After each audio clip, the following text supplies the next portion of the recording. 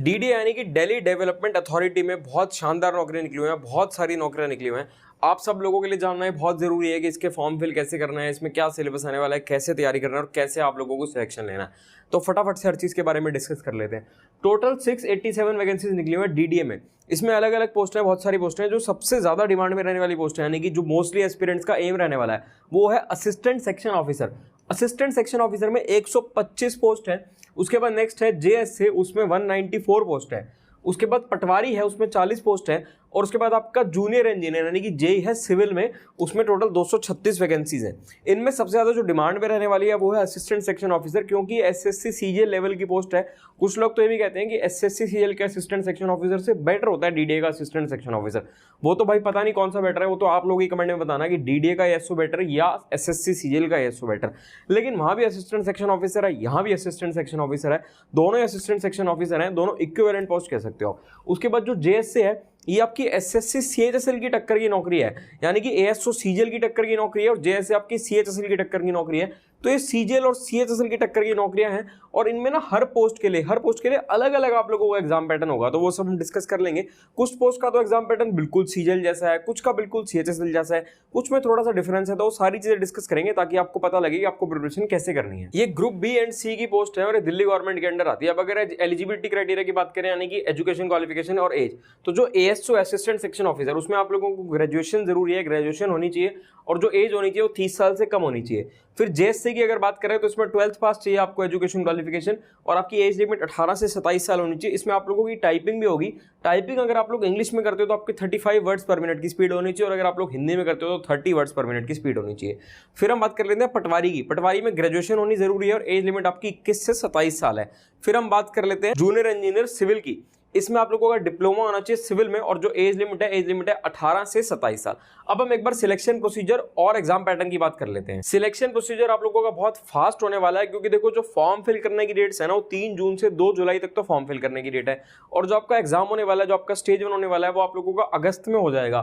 तो आप खुद ही देख लो कि 2 जुलाई लास्ट डेट है फॉर्म फिल करने की और अगस्त में आप लोगों का पेपर भी हो जाएगा। तो कितनी फास्ट होने वाली है आप लोगों की सिलेक्शन प्रोसीजर। और इसकी जो फॉर्म फीस है ना, फॉर्म फीस 1000 रुपए है।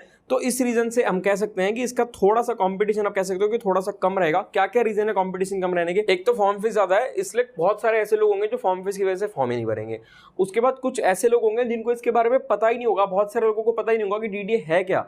तो कुछ लोगों को लगेगा कि पता नहीं क्या नौकरी है, कैसी नौकरी है, कुछ लोग उस वजह से नहीं भरेंगे। तो कंपटीशन बहुत ज्यादा नहीं रहेगा। तो अगर आप लोग सीरियस एस्पिरेंट हो तो आप लोगों को नौकरी अच्छे से मिल सकती है, इसमें इजीली मिल सकती है। और इसकी जो सबसे बढ़िया बात मुझे लगी वो लगी कि जो जॉब लोकेशन है वो दिल्ली में है। मोस्टली लोगों को रहता है कि दिल्ली चाहिए दिल्ली चाहिए, तो भाई दिल्ली मिलेगा, पूरी उम्र के लिए दिल्ली मिलेगा, लाइफ टाइम आपकी दिल्ली में ही नौकरी रहने वाली है और सीजीएल सीएचएसएल की टक्कर की नौकरियां हैं। अब हम पहले फटाफट से एग्जाम पैटर्न की बात कर लेते हैं, उसके बाद जॉब प्रोफाइल, प्रमोशन, इन सब चीजों की बात करेंगे।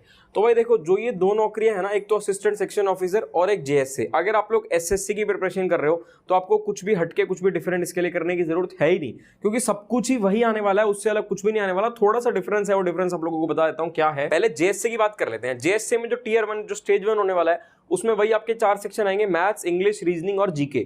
वही 100 सवाल आएंगे, यानी कि हर सेक्शन से 25 सवाल आएंगे और हर सवाल 2 नंबर का होगा, यानी कि टोटल 100 सवाल हो गया, टोटल 200 नंबर का पेपर हो गया और 1 घंटा मिलेगा और क्वालिफाइंग इन नेचर हो गया। यानी कि बिल्कुल एग्जैक्टली वही का वही है टियर 1 जो सीएचएसएल या सीजीएल में आता है। थोड़ा सा लेवल हो सकता है ऊपर नीचे देखने को मिले, लेकिन पैटर्न, सिलेबस, सब कुछ आपको वही देखने को मिल रहा है। उसके बाद अगर हम टियर 2 की बात करें, स्टेज 2 की बात करें, टियर 1 क्वालिफाइंग इन नेचर है, टियर 2 आपका मेरिट बेस्ड होगा।